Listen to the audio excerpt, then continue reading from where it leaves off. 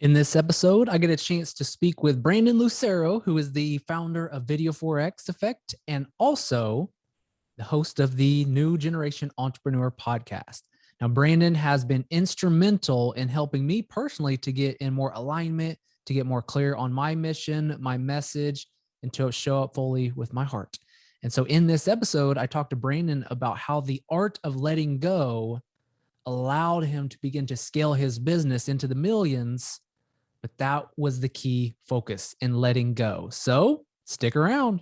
I'm Adam Kadu, and it's time to master the art of real heart alignment, where you live, work, and play from your personal power as energy aligns, your gifts flow, and life simply works.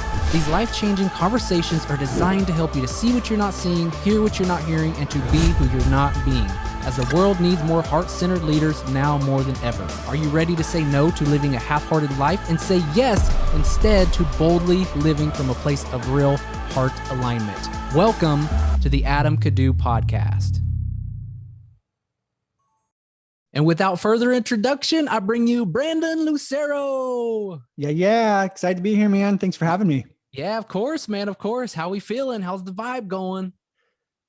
It's good as always. Well, not as always, but as as majority, I guess. We were just talking beforehand about just connecting with energy a little bit, meditation, and I think that's one of the things that allows you to connect a little bit deeper with your audience is just staying in a good place. And you know, the world is trying to pull people's attention this way, that way, the other way, and when we can stay in our center and stay in our power, then we don't need to get in the water. We don't need to get wet. We can stay on the path a little bit more. So totally. Yeah. 100%. Yeah. Well, cool, man. So this conversation definitely want to dive into some of your evolution of your entrepreneur journey, just where you've come from, where you're going, and what kind of drives you at this stage in the game. And Brandon and I were just talking. He had published a video here just, in the last few hours, I think, on Instagram TV, IGTV, where he went back and basically dissected a video that he published. Just kind of like showing some of the things that he was doing back then that he doesn't necessarily agree with today. And he was just like, he also made note of, look, I was just doing it. I was showing up. I was putting myself out there. I was doing it.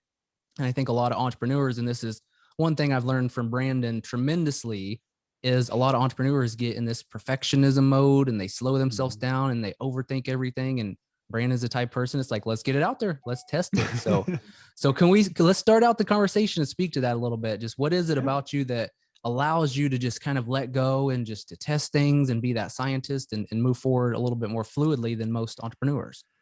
Yeah. I mean, I'll be honest with you. It took me a while. I think when I first started building my team, well, let's go way back. So for me, I remember getting into business. My focus was on money. It was like, oh man, how to make, because I didn't have any. It was like, I want to move out. I was living with my in-laws. I wanted to move out. I just wanted to be able to pay the bills.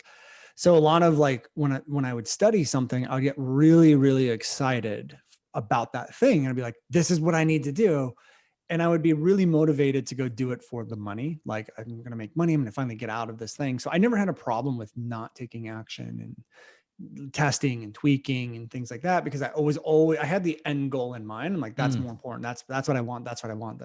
And I guess I just have always been pretty optimistic. So I've always just kind of been like, yeah, that's going to happen. I know that's going to happen. Let's do this.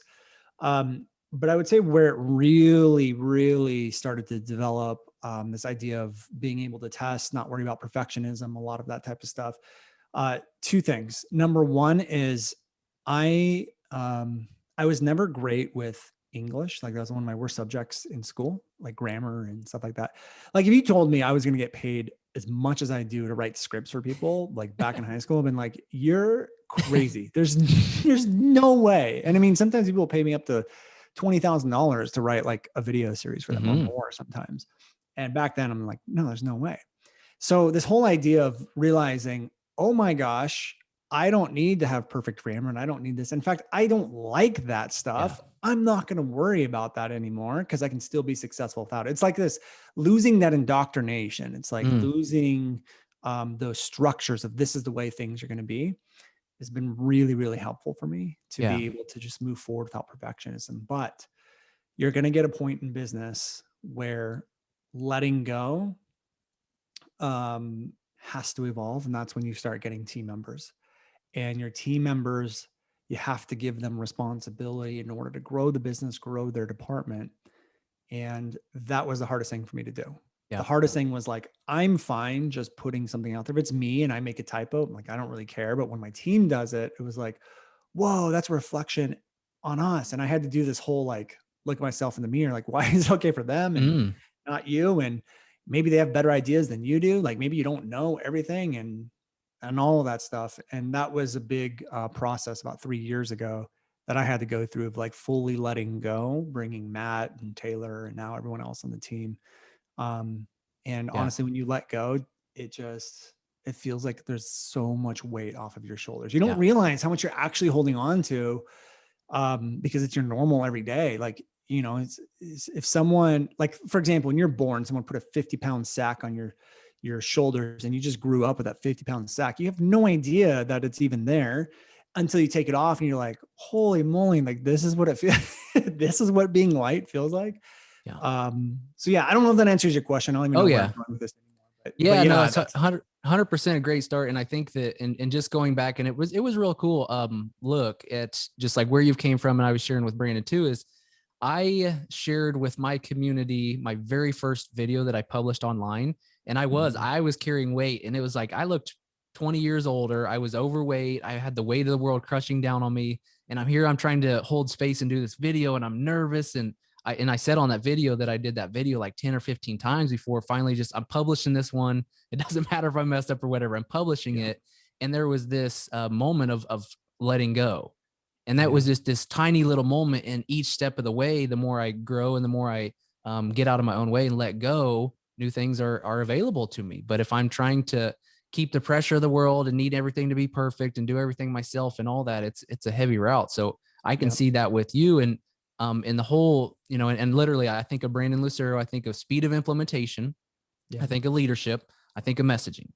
And so the Mm, whole speed of implementation conversation, there's a tremendous amount of letting go and being a little bit reckless and fearless almost. And reckless, I wouldn't say that's a bad word whatsoever. So tell us yeah. about that. Was it always in your characteristic just to kind of lean in a little bit, or is that something that you had to build as a characteristic of yourself? And yeah, dive into that a bit.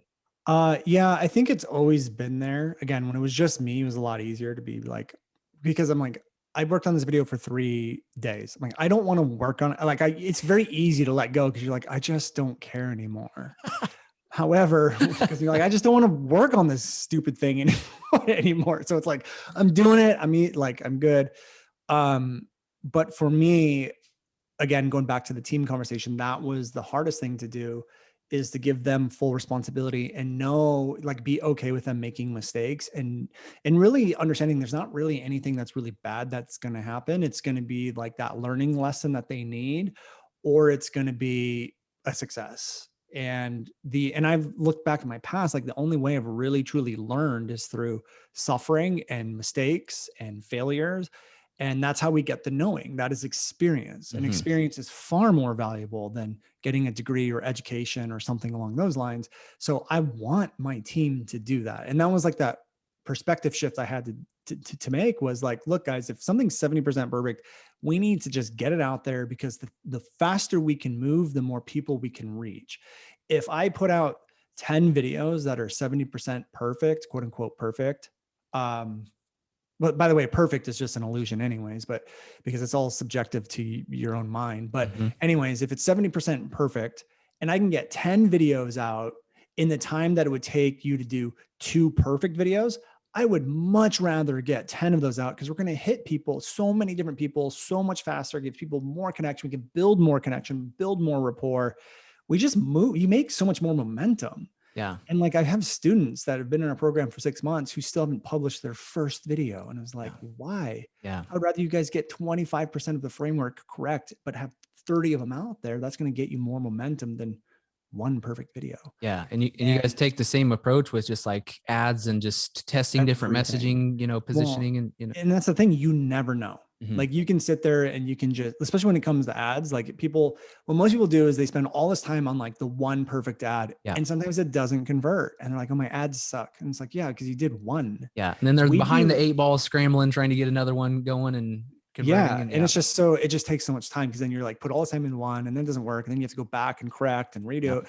It's just, I mean, it's a pain in the butt.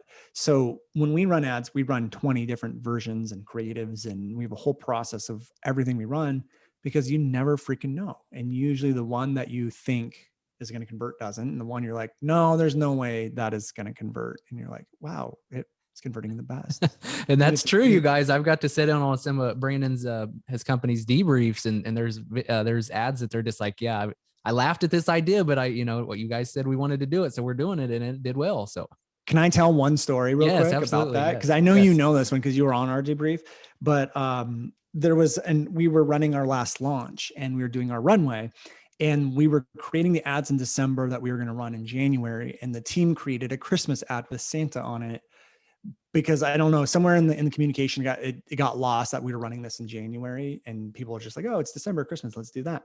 So anyways, we ran it, and my team didn't tell me, and I just see this Christmas ad. I'm like, who the heck is running a Christmas ad in January? So stupid. And then I was like, oh, okay. That's me. That's my profile up there. That's us. And then I read the copy, and they made it like, hey, did you know Christmas comes for entrepreneurs in January? And I was like, wow, that's really smart and creative. And I asked Taylor, I was like, my first response was, turn this off. It's stupid. I didn't even like the graphic. Even if it was December, I still didn't like it. I would have said, turn it off, but I'm like, no, you got to let go, trust your team, and let's see what it does. Maybe we may waste some money. Maybe it works out really well. Who knows? And I asked it to Taylor, like, how did this happen? Or what's going on with this? And she's like, oh, the team did this, but I figured I would put a unique spin on it so it's still relevant. And I was like, great. I'll be honest, even in that moment, I was like, that's so stupid. We shouldn't have done that. Didn't say that to the team, but I said, okay, let go, let it run. And Adam, it was our best performing ad out of everything that we did. The lowest cost per lead. We had thousands of people opt in because of that ad. And I honestly believe because it caught people's attention, and the copy was really good. Taylor wrote it, and then it converted really well. Yeah. And that's a perfect example of being able to let go. I didn't add stress to the team. I didn't add stress to myself. I let them either learn a mistake or let it really happen. And what it did is it gave a huge amount of confidence to me and my team to let go even more, but it gave a huge amount of my team to be able to take more responsibility, gave them more freedom, and allowed them to really grow in that moment. And that was tough. It was a tough thing to do, but yeah, that is. And most people, and I would say I've done this early on, and I kind of learned my own lessons for this. I would want to jump in and be the savior, right? It's like, no, we can't do this. And then they're not really able to take their own ownership and their own responsibilities of what they're responsible for if I'm ultimately pulling their card and and changing things and things like that. So it is these little things that we look at as big things in the moment, like, oh my gosh, this is gonna, my reputation, not that you thought that way, but just kind of going back a bit, whatever comes up in our mind in the grand scheme of things in 5 years from now, if it flopped or whatever, it's not going to be detrimental to your business. So why are we worrying about it so much? Yeah. And that's the thing that people don't realize is, like, a lot of people in our programs, they don't put out content fast enough because they think that if they did it incorrectly, that people will not follow them. And usually what happens is we have to look at messaging and content as an ecosystem. It's people have to sit there and experience multiple pieces in order for them to really know, like, and trust you. And if one piece doesn't really resonate with them, they don't just go, that's awful, I'm going to leave. They just ignore it, because another piece might resonate with them. Yeah. However, if every single piece over and over and over just isn't resonating, they'll eventually leave. But 1, 2, 3 pieces of content that doesn't totally resonate, it's not going to cause anyone to leave. But when you hit that one, that's just like, boom, they go like, wow. And when someone asks you about, like, for example, if I gave you 4 pieces of content, 3 of them you're like, whatever about, but one of them was like, holy moly, that shifted my perspective, added a huge amount of value. And then someone 6 months later asked you what you thought about Brandon Lucero's brand. You're not going to say, hey, he showed me 3 videos that were kind of not relevant. You're going to say, hey, there was a piece of content that blew my freaking mind. And most people don't get that. Wow. And that was, when you understand that, it's so much easier to, like, let go and push things out faster and just get it out there, because you just want that home run piece to hit, because once it hits, the person's hooked. They're Yeah. going to stick with you. Yeah. And then you know that you struck a vein a little bit. So it's just like, what other messaging can we support around what was ever going on in that ad or that post or whatnot. So that's Totally. beautiful. So Yeah. working back a little bit, just putting yourself out there, testing, trying, letting go. Can you dissect a little bit the art of letting go at all? I mean, is it just a habit that you're getting into, just like putting stuff out there, leaning into courage? Is it about shifting identities? And just kind of go back in time and walk us through that a little bit. Yeah. I mean, I think everyone has their own process for it. So my process, um, it comes from it's so it's like it's complex. Like I can understand it in my head, but the words to Mm-hmm. the words to describe it are kind of like I feel like they don't exist. But I'll do my best. So part of letting go is the reason why people don't want to let go is there's some kind of underlying fear that is there, right? And so for me, one of the reasons why I didn't want to let go was I didn't want them to make mistakes. I didn't want them to cost me money. Mm. I didn't want um, our brand to look Yeah. bad. I wanted to make sure we were making sales. And so those are all money driven. Mostly for me, it was money driven fear.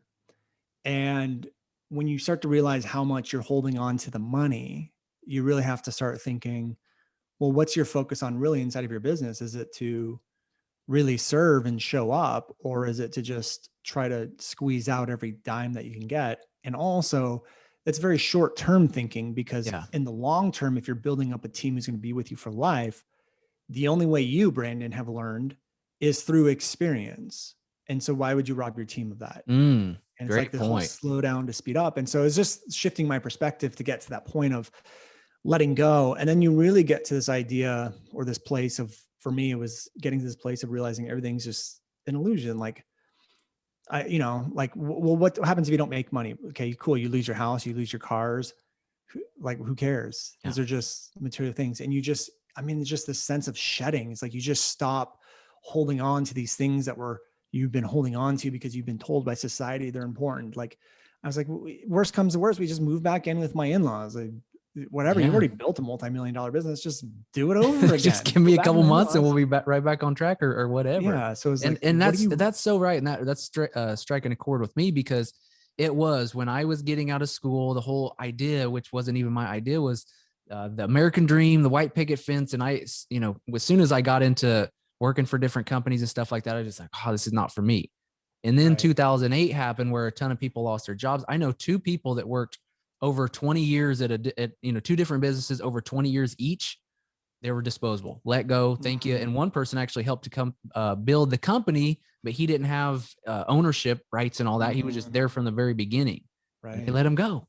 And at that Wow. moment, I was like, "Wee, that's not the route I want to go, because this is No. bound to happen again." So I was sold on this whole American dream ideal, and it took me a while to really see that that's not what I really want.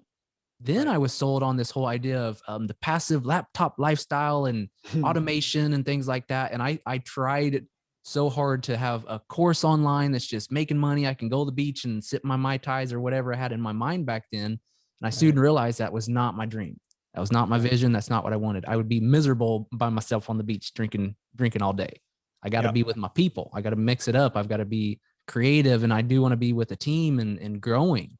And Right. so check your beliefs at the door and see what are yours and what do you hold true for yourself, and that's going to filter through your actions. I mean, tremendously. So Yeah. And I think it goes back to just one of the things we preach a lot is remember who you are. mm, And a lot, we kind of go through life and we've been told what is important, what to think, what success is, what all that is. And I held on to a lot of that stuff, which was made it so hard to let go, because it was like, no, I'm trying so hard and fighting so hard to maintain, these society norms, to maintain these things that I've been told by the news and media that are normal, my friends and what the majority are doing. And I'm just like, I'm not the majority. Like, as entrepreneurs, we're not the majority. We want to go by the beat of our own drum. So why am I holding on to this stuff that's important to the rest of them? It's not me. And I work with Don Javier, who I know you know mm-hmm. and work with as well. And Yep. um,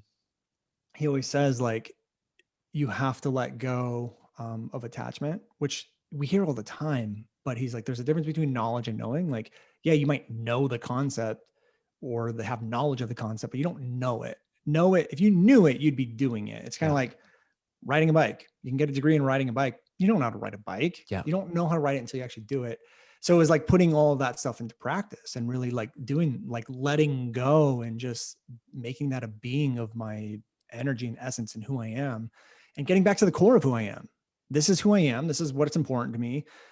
Big houses and stuff, yeah, they're nice, but I'm not motivated by that stuff. And I never was until really I started getting to the entrepreneur world and everyone's flashing their Lambos in their houses and stuff. And I was like, oh yeah, it's important. That's success. And I started realizing it's not.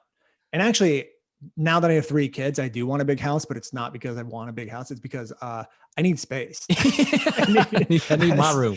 I need an office. I need my own space. And I need you guys to be able to run around on the other side of the house. So, but that's what I mean. Like, that's who I am. I'm a family man. I need space. Therefore I need a bigger house. It's not like I'm keeping up with the Joneses. I need to make millions. I'm getting a big house. Yeah. Way. And it's almost the reverse side of things when people are striving and pushing. I mean, early on I was striving and pushing for money. Money wasn't coming in. But when I just started following through and showing up and doing my thing and trusting and working from knowing and, and not only from my experiences, but by this greater awareness that, things are working out for me. And it's just this sense, this feeling. And when I stay in that zone, things work out. But when I do, like you said, a beautiful attachment, right? And Buddha, if he really said this, said, the source of all suffering is attachment. Pain is, or attachment is the root of all pain. So if any given time you're feeling pain, you're feeling stressed and things like that, there's got to be something you're attached to. And there's even times in my relationship with my wife, if things aren't going the way in my mind I want them to go, I could get frustrated sometimes. And it's just because I have this attachment to knowing how our relationship can be, and it is sometimes. And then when it's not, I have this context of, wait, but we can be like this. So it puts me in pain. Right. But when I can let go and know that this is part of the process, it's part of the journey, it's part of the beautiful nature of relationships and of growth and of life, I can get right back in my peace. And usually when I'll say more than usually, when I get back in my peace, things tend to work out. Yeah, because there's an energy shift, and we do. And that's what you just described is often what we do as entrepreneurs is or even just with your spouse, you have a vision of how the day is going to go or how this is going to go. And then you get very attached to that vision. And when it doesn't go that way, a lot of people get frustrated or, hey, here's the goal that I wanted, or here's where I should be right now. And you envision it and it doesn't happen. You're so attached to it that because you can't let that go, like you said, you sit in suffering. And a business owner sitting in suffering is not going to be the business owner who's going to produce the results that you want. So it's this ironic thing of like sometimes having this crazy vision, if you're attached to it, the vision is what actually will bring you down because you can't lose that attachment. It's ironic sometimes. It is. And I've learned, especially through launches, because those are great moments for personal development, just to check yourself, see how you're showing up. But, when I set a goal now, it's literally zero attachment. Yes, there's times where I'm like, let's get this, let's make it happen type of deal. But it's always letting go and working from the vision, not to the vision. And when I can let go of the attachment and just know this is the level of game I'm playing, that's it. This doesn't mean anything about me or the business or anything if we hit this or not. It's just that's the level of game we're playing. And when we can just let go and show up in the way that in our hearts, we know that, hey, look, if I play this level of a game, if I do what I need to do, chances are we're going to be in a very good spot to hit that goal. And even, James Wedmore says too, he's like, they're notorious for not hitting their goals. But James has a multi-million-dollar business, but they're notorious for not hitting their goals. They're literally benchmarks that they're shooting for. That's it. Yeah. And we have the same thing in our business. I don't think we've ever hit a revenue goal inside of our business ever. And one of the things that we've done, like on our last launch, we had a $3 million goal. And so we, like you said, worked from that goal. Who do we need to be? How do we need to act? How do we need to show up? What kind of experience are we giving? How does your role need to change to be at that $3 million level? And I said, but that's where we need to operate from. But I said, we will never measure success on whether or not we hit that goal. We measure success on progress and growth. Did we make more than last time? Did we do better? Did we give a better experience? Did you grow as an individual? If we can say yes to all those boxes, then that was a success. Wow. And I think you need to, and that makes it so we can operate from there, but also makes it so we're not attached to the Yeah. goal. We're not Yeah. attached to that revenue Yeah. number. Because that causes a lot of stress, and stress will just throw everything off. It'll make the plate spin off the pencils or whatever we're spinning these plates on. So, well, cool, man. Yeah, So, totally. you had mentioned Don Javier and also the whole conversation around attachment. I'd love to know, and I think you've shared this tids and bits and pieces, but where did your kind of just spiritual evolution start? Was it just in the family growing up, or where did you just really get into this energy conversation? Yeah. I mean, my mom, was always kind of into it, I think, or not always, but maybe when I was, entering my teenage years. And we was labeled her as like the crazy person. Oh yeah, sure, mom. Like I mean, everything holistically, like holistic, like eat organic and don't eat this. And Mm. it's like, what are you talking about? Like, you're crazy, mom. And then now I'm totally like where she's at and deeper. Yeah. um, but that's always kind of been there. Like she would get psychic readings, and she actually is pretty psychic herself and does Mhm. readings and all of that stuff. She's very gifted in that realm. But I just always kind of pushed it off to the side because I just viewed my mom as crazy. But I did have a really big fascination with getting readings and learning more about the other side and near death experiences and all of this stuff right after, I think I left my dad's company. So what tends to happen is like when you're struggling and you're Mhm. suffering and you're broke, you just want to like, when is this going to end? And so you're always like, okay, I'm going to get a reading. And so I really went down the rabbit hole from there, getting readings and all of that stuff. And then, to make a long story short, I met Jim Fortin, who also introduced me to Don Javier, but I didn't work with him right away. I was a little intimidated, like, I don't know. I don't really know if I need that. And then my brother, Adam, got stabbed in a movie theater by some stranger. Some homeless guy came up behind him in a movie theater and just stabbed him. And he pretty much would have died, almost died. But the Don was able to come in and heal him. And later told me, he's like, yeah, that's what I do. I show up and I serve with an open heart. And sometimes we win those battles and sometimes I don't. And that was a battle that we were able to win. And so, healed Adam. And from that moment, I was like, okay, this is who I'm connected with. There's something else deeper going on. And so I started working with him 5 or 6 years ago. And then that has just opened up so much. I mean, it's redefined what I view spirituality as. And I think a lot of people have a misinterpretation of what spirituality actually is, Mhm. which we can talk about if you want. But it also led to a huge amount of business growth. A lot of like we talked about attachment, that's just one small little blip or element of the things that I've incorporated into business that have led to bigger growth. Everything from being able to sit into the silence, being grounded, making sure my intentions are in the right, all of that stuff Yeah. is coming from the work with Don Javier. Yeah. And And and I love this. And I'm so glad you brought this up because it popped in my head. And I was like, I don't know if I want to pull him in the conversation about your brother, because you shared that at a mastermind event that I was at. And it touched me deep. yeah, One reason possibly because his name's Adam. And so right. Yeah. it's almost like I had this like weird connection. And even how you told the story, and you had also shared how, Don Javier, worked his powers, I guess I would say. And also, your mom, who is a spiritual person too, she went in to see if she could help Adam when he Yep. was in the hospital, and she had this realization. I don't know what's going on. I'm getting huge chills right now. Yeah. I don't know what's going on, but the work is done. There's no work to be done. Right. So Yeah. that right there, I mean, because somebody could take this conversation as like, oh, he said he healed him, but did he? Yeah. Yeah, I mean, I'll give the context of that. So basically, my mom is a really powerful healer and herself, and energy healer, and she's healed all sorts of people with all sorts of like crazy things that doctors have said. I don't think there's anything I can do. Or people have been on medication for their entire life, and she's able to like help them with a lot of things that they're going through. So she knows she's really powerful and is really gifted in that realm. And so when my brother Adam was stabbed, you walk in, he's in the ICU, 1 inch away from death, hooked up to a machine because he couldn't even breathe on his own, tube down his throat. He couldn't even talk. And my mom gets there and she's like, I'm going to tune in. And I didn't tell her anything about like, hey, the Dawn is calling in beings and there's different people like coming in and Dawn's there. I didn't say any of that. And then all of a sudden she does her energy work. She kind of, you can tell when she's in that state, gets into that state. And then immediately comes out and was like, there's something there that is so powerful that I've never experienced before. And she's like, it's just working really fast. She had it. I don't know if this is a video podcast or not, but it was like hand movements of like knitting or something like that. But like she's Wow. like as fast as she's like so fast and it's so powerful.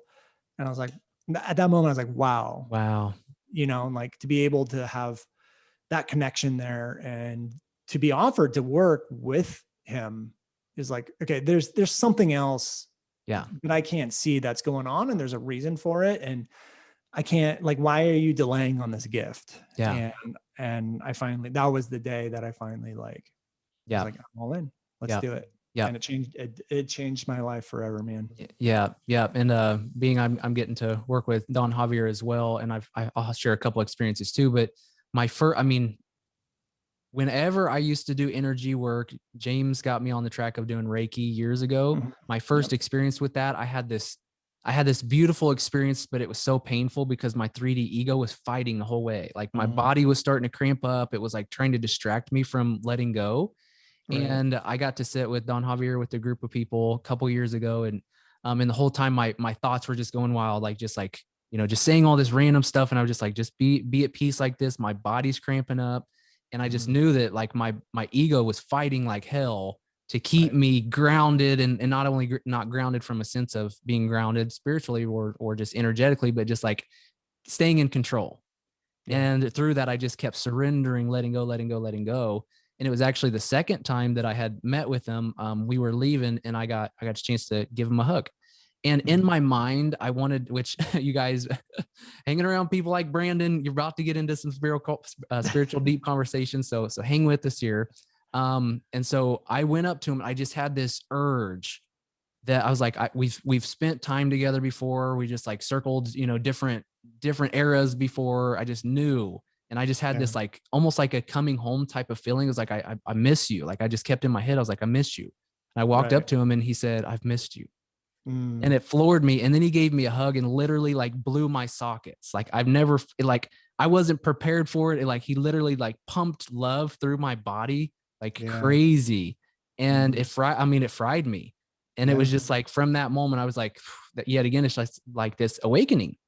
But Right. I could have easily played it off and my mind was playing tricks or whatever. But once you kind of tap into knowing that there's different things that we can't perceive with our five senses, then you start seeing a lot more. And so I started Yeah. seeing a lot more after that experience, and I really, let go even more. Right. So Yeah. And when it comes to business, all of this stuff is, a lot of it is what I would call like feminine energy, where as business owners, we get so stuck in what's the strategy, what's the process, what's the framework, what are the steps to do, which is helpful, but that's also very masculine energy. And I think that's where, like, especially online space has just been for so long. It's like, what do I need to do? More action, more hustle, more whatever. And what DX or Dawn, the Dawn has really brought to me is this awareness that there is also a lot of invisible things going on, and that's more of like the feminine energy. And you need both of them to be blended together. You need mm, both of them. The invisible and the feminine energy could be everything from your intention, your energy, sitting in the silence, like being consciously manifesting all the time instead of unconsciously manifesting, all these invisible things that are going on that we're not aware of because our five senses yeah. limit what we can bring into our awareness. If we can go beyond the five senses and incorporate a lot of this stuff, because it's still working, whether you realize it or Yeah. not, whether you're aware of it or not, it's still at play. Mm-hmm. And that's, to me, I think that's the biggest thing here is like serving with an open heart, the intention, all this like feminine, quote unquote, invisible stuff is coming to my awareness. And when you blend those two together, the feminine and the masculine energy, it's just like, boom, you take off. And what's really weird, or not weird, but when you mess up one of those things, it's quick how fast stuff stops. And I've experienced Mm, that as well. I've experienced mm. very fast growth. And then I've experienced a halt to it because I messed up. And I could talk about that too, but I messed up and then had to recorrect and then took off again. So Yeah, it's, you opened a loop there. I think the listeners are gonna want to know yeah, about that one, and I do too. Do you mind speaking into that a little bit? Is it? yeah. Yeah. So to give the backstory, at the end of 2017, we finished out about $500,000 in revenue. And on paper, that's the dream.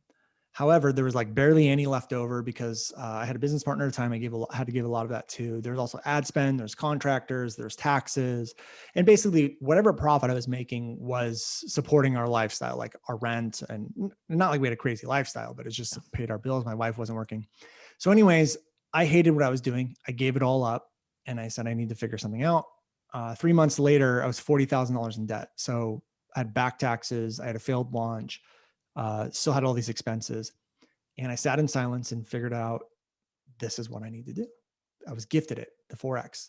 So I did it. We took off really fast. We did 1.2 million in the first 9 months. Like we're hiring, we're growing, we're doing really well. And I was accessing everything. Open heart, intention. This is going to change the world. This is going to end suffering. I'm here to help people. And then when I experience a really fast growth like that, you start to get a level of overconfidence, cockiness, arrogance. And that's what I did. I'm like, got this. We're the best. We're going to make so much money. We're blah, blah, blah, blah. And I went from doing like a $400,000 launch to just going into my next launch. And we did 180,000. So like way less than half of what we did last time. And most people are looking, okay, great. You still did 180,000, but let me explain. We grew so fast that our expenses grew really fast too. So to do $180,000 launch, and I only collected 60 of it. So 60, we spent on 60,000 on ads, collected 60,000. So it was a wash. So I basically had $120,000 of recurring revenue if everyone makes their payments. But my business at the time with payroll and stuff, that's roughly $10,000 a month. Let's just call it. My business expenses were more than $10,000 a month. So that was a failed launch. That wasn't enough money to support the growth that we had just experienced. So it was like, oh, what is going on right now? What am I going to do? And I'm like, oh man, right back to where I started from, going back into debt. What are we going to do? And after talking with Jim and talking with the Don, I started to realize like I totally neglected all of that feminine, invisible energy. And I got right back into the masculine of like, oh, we're going to make so much money. My intentions were in the wrong place. And so I had to recorrect. I had to, get back into humbleness. I had to get back right into the intention of serving. And I have to hold myself there. And it's hard because you start to see success and the human nature wants to start taking over. It's very easy to start focusing on the money and what that's going to do and what your life's going to look like and all of this stuff. And you got to get out of that crap and you got to stay grounded and focused with the right intention all the time. And anytime that I find myself getting out of it, I mean, I notice it's even in significant differences in like the engagement we get on our content because the energy's off. Everything's different.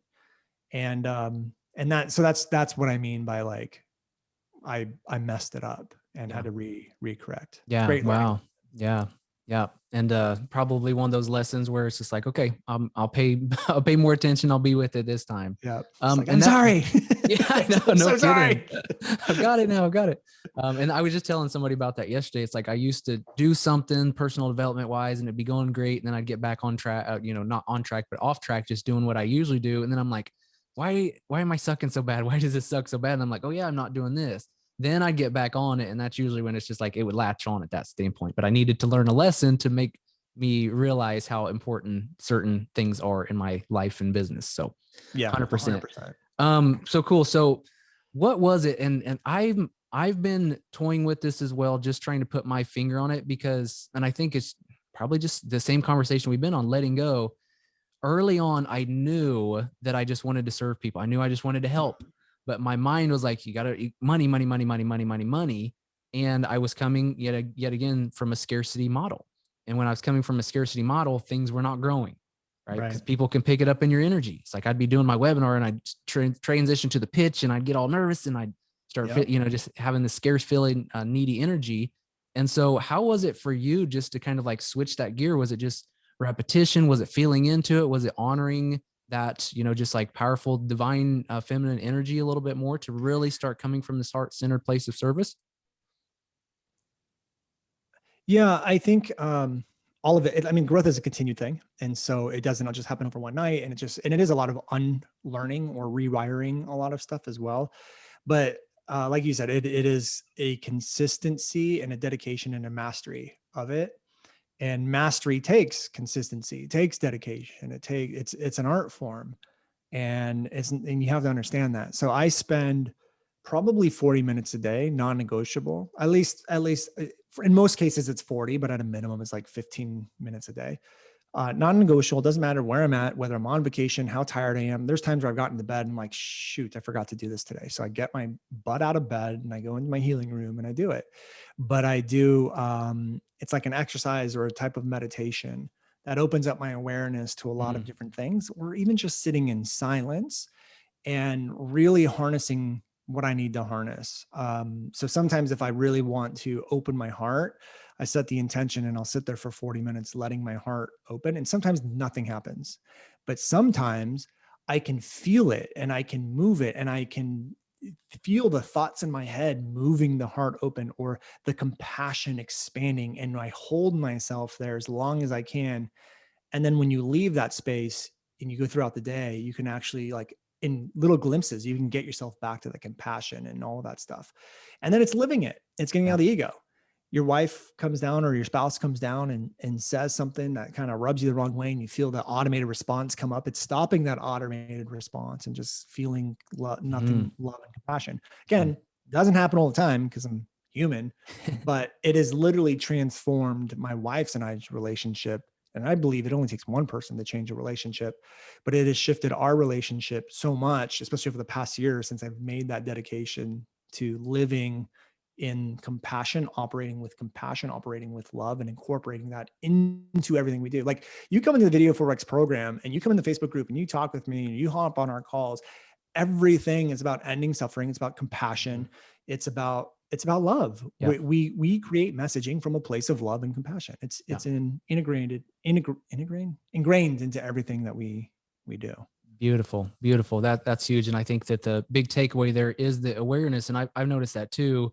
Early on, when I was thinking about money, I literally wake up and I'm like, I'm 12K in debt, I'm 14K in debt. I was like counting my debt every single mornings instead of counting my blessings. Then I started shifting because I don't know what audiobook it was or whatever, but this one line just smacked me in the mouth. It said, if you're focusing more on your debt or your lack or anything like that, you're basically worshiping your debt. Because I was placing way more energy and attention on the lack than I was on what I had in my life and also what I'm creating. And so when I shifted and started becoming more aware and more attuned, more connected to the energy, that's when I started being able to work from this deeper place of knowing and trusting and allowing, and just being able to get out of my own damn way. Because if my whole intention is get out of debt, I got to find money, I got to find money, then all I'm doing is looking for these opportunities where there's money. And even if I get money at that standpoint, that doesn't necessarily mean that I'm creating abundance and tapping into abundance. I might have bridged a quick little gap, but I'm going to continue that cycle until I let go. Yeah. You're also letting the universe know that you want more debt. Like, this is where my focus is. This is where my attention is. This is where my energy is. And the universe goes, okay, great. Give them more of it. Yeah. And I love what you said about the gratefulness, because that's a huge piece of everything that I do too. And we incorporate inside of our company. In fact, every team meeting that we have, that group meeting, we always start with everyone going around talking about one thing, at least one thing that you're grateful for. And we do that every team meeting. It's the gratefuls. Everyone knows what it is. And I think that is also something that causes a lot of suffering, is like, and again, I'll just tell a personal story. Like, I've been with my wife for 21 years. It's not an easy thing to be staying with someone, especially when you're 15 and 16, you go through so much growth and you grow together. Sometimes, I mean, we always catch up to each other, but sometimes she'll do something and I have to catch up, or vice versa. But living in gratefulness, it's like, sometimes I will get mad at her, or sometimes I'll be like, man, is this really the person that I want to be with for the rest of my life? And then, because you're getting into a lack of gratefulness, it's like, and then you look around and go, well, you have so much to be grateful for. She's always supporting you, always has, and always will. She takes care of the kids so that you can focus on what you want to focus on. She does. And you just go through the list and you're like, what do I have to not be grateful for? And then as soon as you live there and you live with compassion, it's like a newfound love for your spouse. And this is what we experienced over the last year, but even the last 2 years is like, we've always been in love, but it's almost like refinding each other again. But it's all because of our focus and our perception of the world, our perception of how we see the world and how we see each other.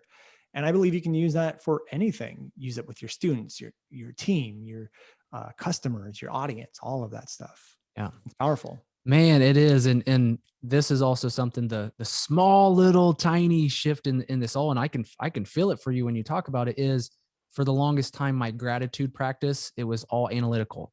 My computer, my car, my house, the roof on my head, heating and air. I just go through the list. There was no emotion, no connection to it whatsoever. But when you can feel it and really feel that gratefulness and that appreciation, that deep connection, that's what's creating. That's what's going to change your state, change how you're thinking, change how you show up, change the energy. But it isn't just, I mean, because we see it on Instagram, what are you grateful for? But like, feel it, really connect deeply with it. Exactly. You have to feel it. You have to feel grateful. You just can't say grateful. Big difference. Mm-hmm. Beautiful, man. So cool. So let's shift this conversation back to what is driving you now. And you mentioned, ending suffering. Like what was it that really kind of like caught your attention, and what are you really kind of rallying against, so that way you can help people to move away from some of these painful situations? Like, what is it that's fueling you today? Yeah. So one of the reasons why we help people with messaging is because I want to give change makers and online business owners and even offline business owners the tools to be able to shift people's perspective. I think there's a lot of perspectives that people hold in this world that they have been told to hold, and it hasn't necessarily been their choice to hold them. And we just don't know. We get indoctrinated through parents, societies, teach, kind of like I was talking about earlier. Mm-hmm. We just go through life as a baby. We're not born with beliefs. We're not born with what is right and wrong. We're not born with anything. We learn all that through environment. And I think there's a lot of people that are suffering because of these indoctrinations that they have. And so what I want to do with messaging is we unwind a lot of these indoctrinations in various niches. For example, inside of my niche, I think this idea of doing how-to content over and over and over and over again in order to grow is backwards and outdated, but people get indoctrinated into it because that's what everyone tells you to do. So I unwind that. And then I teach other people how to unwind it inside of their space. So one of the reasons why that's my focus is because that's how I want to end suffering. That's how we end suffering, so people are more free. But really what I'm doing on a bigger picture, like what really drives me, is I know when we can do this and we have enough people doing this, we can literally shift society norms that are causing suffering. Because I think there's a big problem right now where the way society has been operating for the last 50 years, there hasn't been much change. Like, yes, we've seen technology and more cars and stuff like that, but I mean, like, this system hasn't changed. The way education is done, how we teach success, which is go to school, get a degree, the way we just teach people about the future, it's all changing. There's so much change happening right now that the big question is, how do we raise our kids to be prepared for a future that we literally have no idea what it's going to be? We have no idea to prepare them. However, 30 years ago, we had a great idea of what success was and how to be successful. Like, you go to school, you get a degree, you're going to get a good job. But nowadays, kids don't know what they want to do. They just spent $100,000 on an education with a degree that doesn't really give them an advantage. Most of them aren't even going to use the degree in the field they end up in.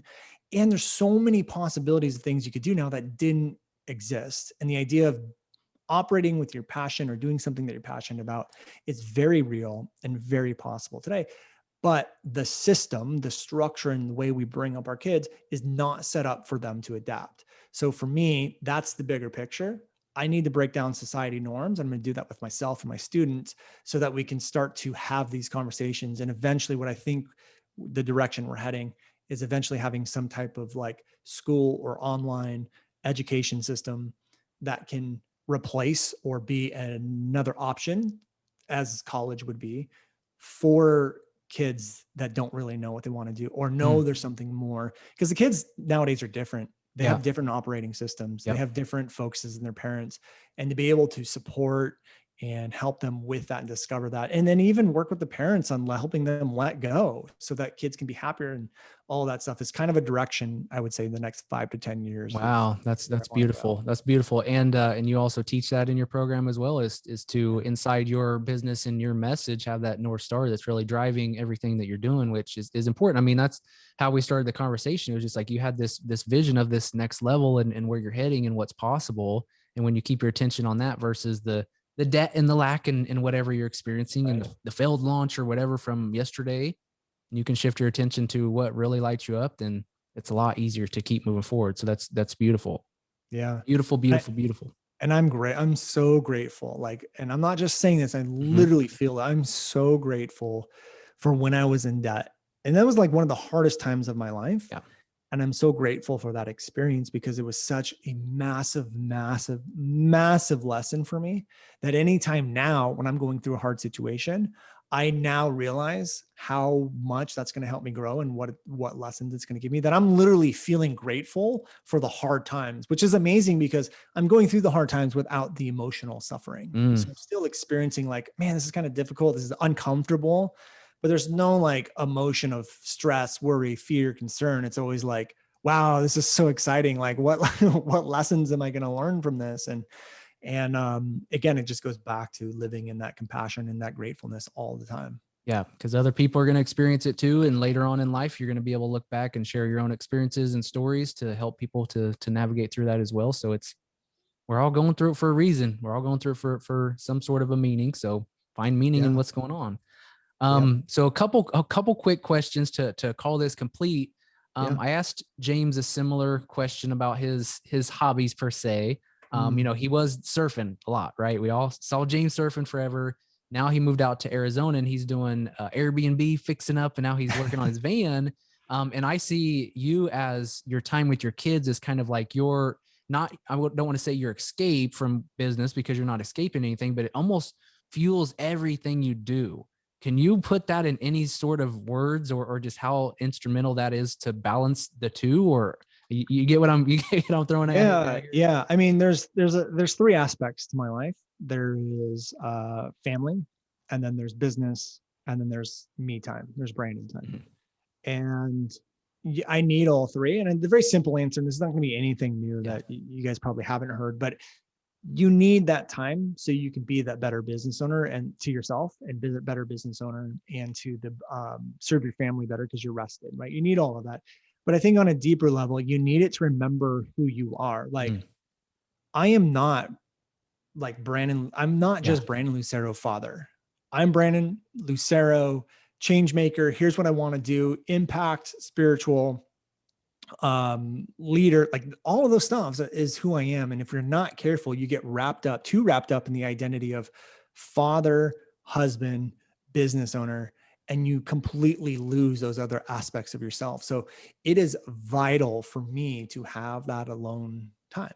And on the flip side, I can say the same thing in each department. Like if I'm too wrapped up in myself and I'm too wrapped up in business, I lose the family entrepreneur, like the family identity. Yeah. Your identities are where you spend your time.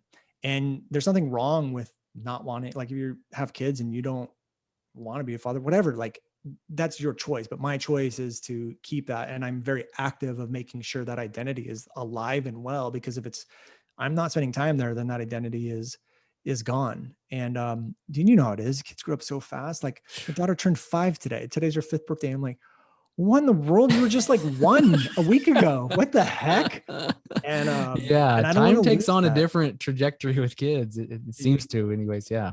Yeah. And it's like, especially with COVID right now, I mean, such a blessing. And it's like to be able to have that time with them where, he's back in school, but they do shorter days. They do 1 day a week of homeschool.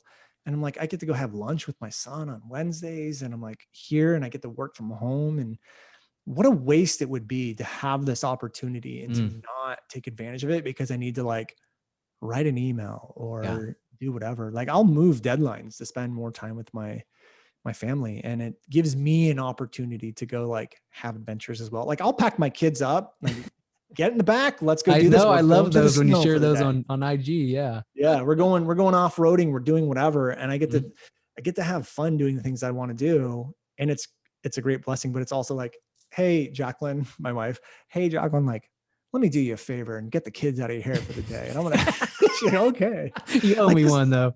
like this Even weekend, I though I wanted to love go, to do this. yeah, I wanted to go to Sedona this weekend. And I had just been there like 2 weeks ago and left the kids with Jacqueline. And I was like, you know what? You need a break. I'm going to take the kids away for like 4 days. You have your time. I'm going to go to Sedona with them, but I'm going to take them out of your hair. And she's like, okay, sounds great. I'm like, cool. Wow. I get to go Yeah. back to Sedona. There you go.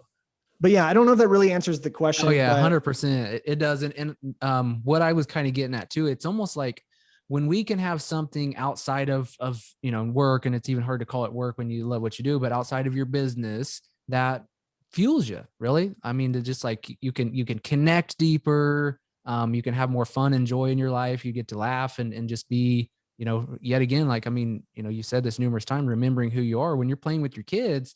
yeah. You get to remember even more of who you are. So I think that the big thing I was getting at is, how does this lead into your business and what you're able to do? And yeah, so. Well, one more thing that I think is really important that I just realized actually now as we're talking is, especially in the business that we're in, like thought leadership, like serving other people, helping other people, it's very lesson driven and it's very experience driven, meaning that there's a lot of people out there that will take information, they'll package up information and they'll try to sell it. But it's very difficult for them because they don't have a knowing of it. They're just teaching and selling the knowledge, which is fine. You can do that. But the people that generally succeed in this business are the ones who teach from the knowing. They're the ones who have actually done something so they know it deeper. They can communicate it deeper. They can talk to it deeper. They can know your thoughts and your feelings. Like they're better teachers as well. And if you're so wrapped up in your business all the time, you actually stop the knowing from happening. You stop going out and learning lessons. You stop there's so many lessons I've learned from my kids about myself, about like how I parent, about them doing something and have an automated response and having to correct that. I've learned more.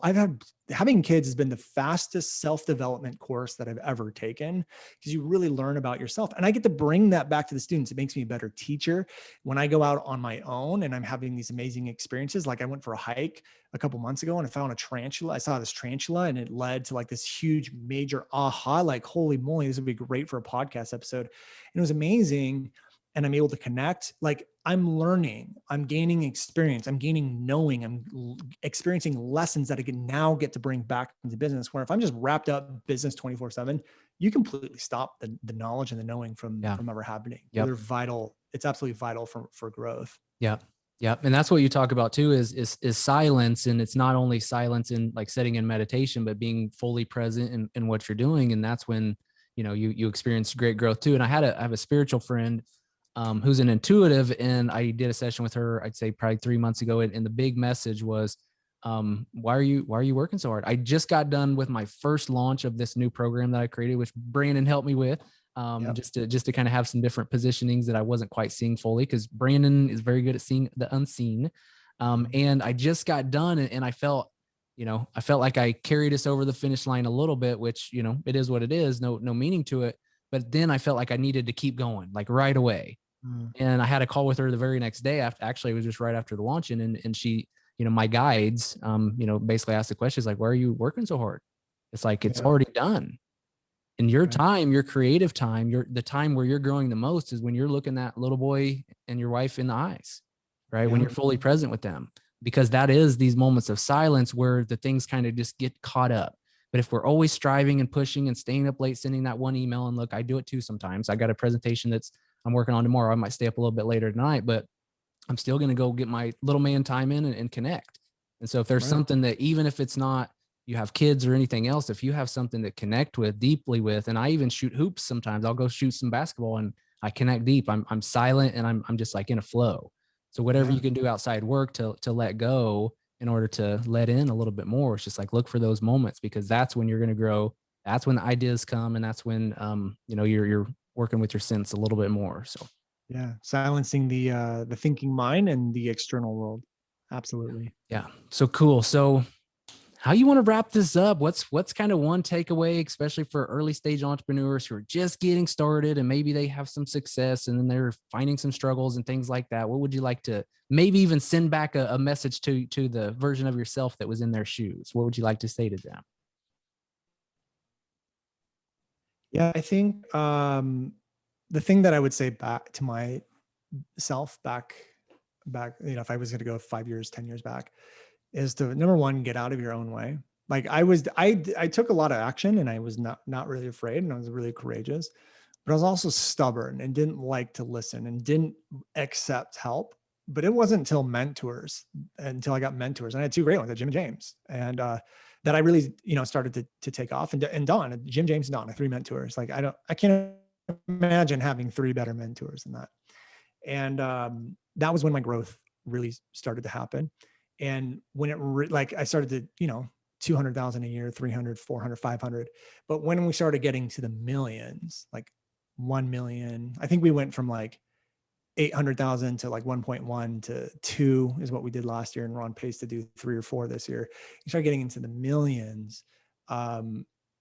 It was really accessing a lot of what we talked about today, which is the invisible, and that there is a direct correlation of your personal growth to successful growth inside of your business. And incorporating that feminine energy, like we talked about today, is so vital. And if I would have said any of this to Brandon when he was just starting his business, it was like, you get off whatever drugs you're taking and just give me the strategy. Future version of myself is weird, man. Like, yeah, just tell me what we did, bro. Like, tell me what we did, man. Let's just speed it up. I was like, dude, I just told you what we did.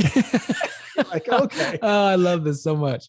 Yeah. But that's what I would say. It's like really, truly embracing that, because it to me, and from my experience, that is the key to success.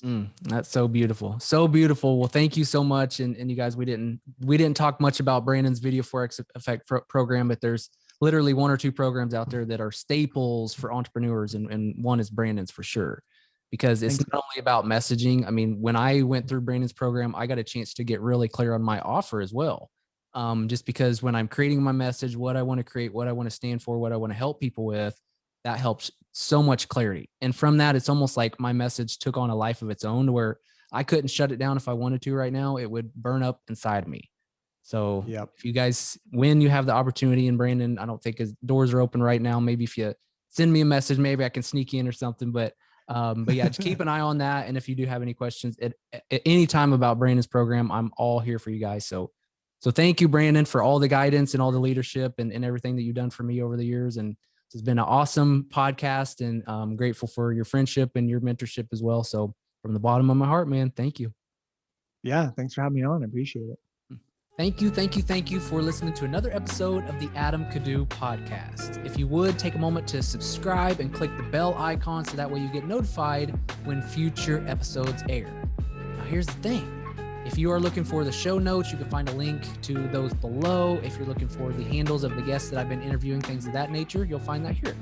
And if there's anything else that stood out to you in the episode, or if there's anything I can do for you, please leave a comment below, or for sure message me on Instagram if you'd like, as I'm always looking to hear what's working well for you and what caught your interest about the Adam Kadu podcast. So, time to go, time to change the world, time to help more people. Are you ready? Let's go do this thing. The world needs more leaders. So thanks again for listening to the Adam Kadu podcast.